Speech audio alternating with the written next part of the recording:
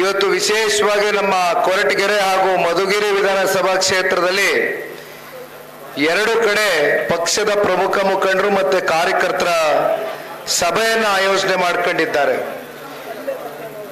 ಇವತ್ತು ಬಹಳ ವಿಶೇಷವಾದಂತ ಒಂದು ದಿನ. ಕೊರಟಗೆರೆ ತಾಲೂಕಿಗೆ ನಾನು ಬರ್ತಾ ಇದ್ದಂಗೆ ಬಹಳ ಅತ್ಯಂತ ಆತ್ಮೀಯತೆಯಿಂದ, ಪ್ರೀತಿಯಿಂದ, ಗೌರವದಿಂದ ನನ್ನನ್ನು ಬರಮಾಡ್ಕೊಳ್ತಕ್ಕಂಥದ್ದಕ್ಕೆ ತಮ್ಮೆಲ್ಲರ ಒಂದು ಉತ್ಸಾಹಕತೆ, ಈ ಉತ್ಸಾಹಕತೆ ಇದೇ ರೀತಿ ನಿರಂತರವಾಗಿ ಸಾಗಬೇಕು ಅಂತಕ್ಕಂಥದ್ದು ಈ ಸಂದರ್ಭದಲ್ಲಿ ಪಕ್ಷದ ನಿಷ್ಠಾವಂತ ಕಾರ್ಯಕರ್ತನಾದ ನಾನು ನಿಮ್ಮೆಲ್ರಿಗೂ ಕೈ ಜೋಡಿಸಿ ಮನವಿಯನ್ನ ಮಾಡ್ತೇನೆ.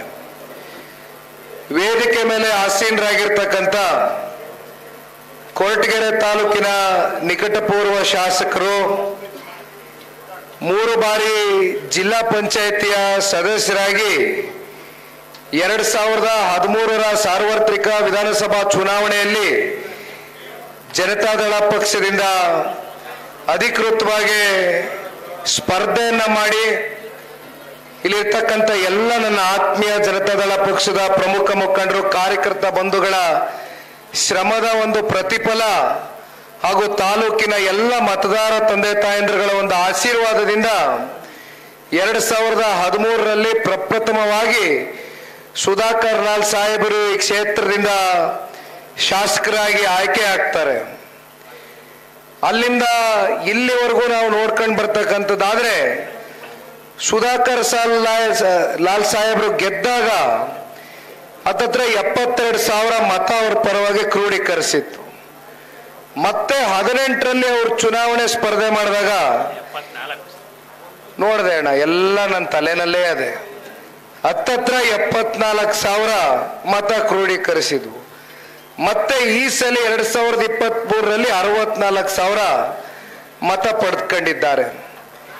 ಇದಕ್ಕಿಂತ ಪೂರ್ವದಲ್ಲಿ ನಾವು ಇತಿಹಾಸವನ್ನ ಸ್ಮರಿಸ್ಕೊಳ್ತಕ್ಕಂಥದ್ದಾದಾಗ 1994, 99, 2004 3 ಬಾರಿ ಸತತವಾಗಿ ಹಿರೀಕರು ಇವತ್ತು ನಮ್ಮ ಮುಂದೆ ಇಲ್ಲ, ಸನ್ಮಾನ್ಯ ದೇವೇಗೌಡರು ಸಾಹೇಬರ ಸಮಕಾಲದವರು, ಪಕ್ಷದಲ್ಲಿ ಅನೇಕ ವರ್ಷಗಳ ಕಾಲ ದೇವೇಗೌಡರು ಸಾಹೇಬರ ರಾಜಕಾರಣದ ಜೀವನದಲ್ಲಿ ಹೆಗಲಿಗೆ ಹೆಗಲು ಕೊಟ್ಕೊಂಡು ಹೆಜ್ಜೆ ಹಾಕಿದಂಥವ್ರು ಚೆನ್ನಗಪ್ಪನವರು. ಆಗಿನ್ನೂ ಮೀಸಲಾಗಿರ್ಲಿಲ್ಲ, ಕ್ಷೇತ್ರ ಜನರಲ್ ಆಗಿ ಉಳಿದಿತ್ತು.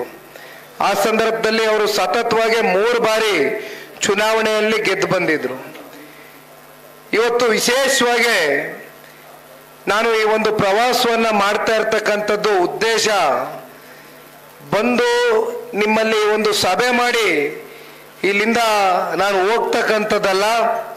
ಹಿಂದಿನಿಂದ ನಿಮ್ಮ ಸಂಬಂಧ, ಸಂಪರ್ಕ, ಬಾಂಧವ್ಯ, ನಂಟು ಇವೆಲ್ಲವನ್ನು ಕೂಡ ಬಯಸಿ ನಾನು ನಿಮ್ಮ ಹತ್ರ ಬಂದಿದ್ದೇನೆ.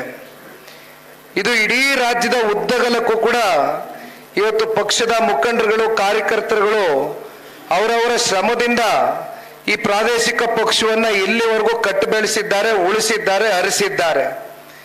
ನಿಮ್ಮನ್ನ ಗುರುತಿಸ್ತಕ್ಕಂಥ ಒಂದು ವೇದಿಕೆ ಆಗಬೇಕು ಅಂತಕ್ಕಂಥದ್ದು ನನ್ನ ಒಂದು ಅಭಿಲಾಷೆ, ನನ್ನ ಒಂದು ಬಯಕೆ. ನಿಮ್ಗೆ ಅನ್ಸಿರ್ಬೋದು, ಅರೆ ಇದು ಏನಪ್ಪ, ಇನ್ನು ಯಾವುದು ಚುನಾವಣೆ ಘೋಷಣೆ ಆಗಿಲ್ಲ, ಇನ್ನು ಜಿಲ್ಲಾ ಪಂಚಾಯತಿ, ತಾಲೂಕ್ ಪಂಚಾಯತಿ ಚುನಾವಣೆನೂ ಘೋಷಣೆ ಆಗಿಲ್ಲ, ವಿಧಾನಸಭಾ ಚುನಾವಣೆಗೆ ಇನ್ನೂ 3 ವರ್ಷ ಸಮಯಾವಕಾಶ ಇದೆಯಲ್ಲ, ಇಷ್ಟು ಬೇಗ ಬಂದ್ಬಿಟ್ಟಿದ್ದಾನಲ್ಲ ಇವನು ಅಂತಕ್ಕಂಥದ್ದು ನಿಮ್ಗೆ ಅನಿಸ್ಬೋದು. ಆದರೆ ನಾನು ಇವತ್ತಿಲ್ಲಿ ಬಂದಿರತಕ್ಕಂಥದ್ದಣ್ಣ, ಲಾಲ್ ಸಾಹೇಬ್ರ ಜೊತೆ ನಾನು ಮಾತನಾಡ್ತಾ ಇದ್ದೆ, ಮುಕ್ತವಾಗಿ ನಾವು ಚರ್ಚೆ ಮಾಡ್ತಾ ಇರ್ತೇವೆ. ಯಾಕೆಂದ್ರೆ ಅಭ್ಯರ್ಥಿಗಳ ಹತ್ರ ನಾವು ಯಾವಾಗಲೂ ಮುಕ್ತವಾಗಿ ಚರ್ಚೆ ಮಾಡಬೇಕಾಗ್ತದೆ, ವಾಸ್ತವಾಂಶವನ್ನ ತಿಳ್ಕೊಳ್ಬೇಕಾಗ್ತದೆ. ಏನೇನಾಗಿದೆ, ಯಾರ್ಯಾರಿಗೆ ಏನಾದರೂ ಯಾವುದಾದ್ರೂ ಸಂದರ್ಭದಲ್ಲಿ ಕಾರ್ಯಕರ್ತರಿಗೋ ಮುಖಂಡರುಗಳಿಗೋ ಏನಾದರೂ ನಮ್ಮಿಂದ ಗೊತ್ತಿಲ್ಲದೇನೋ ಏನಾದರೂ ತಪ್ಪು ನಡೆದಿದೆಯಾ ಅಂತಕ್ಕಂಥದ್ರ ಬಗ್ಗೆ ಚರ್ಚೆ ಮಾಡಿದಾಗ ಬಹುತೇಕ ಇವತ್ತು ರಾಜ್ಯದಲ್ಲಿ ಎಲ್ಲ ಕಡೆ ಪಕ್ಷದ ಮುಖಂಡರು, ಕಾರ್ಯಕರ್ತರಲ್ಲಿ ಒಂದು ನೋವಿದೆ. ಕುಮಾರಣ್ಣವರು ರಾಜ್ಯದಲ್ಲಿ 2 ಬಾರಿ ಮುಖ್ಯಮಂತ್ರಿ ಆದರು.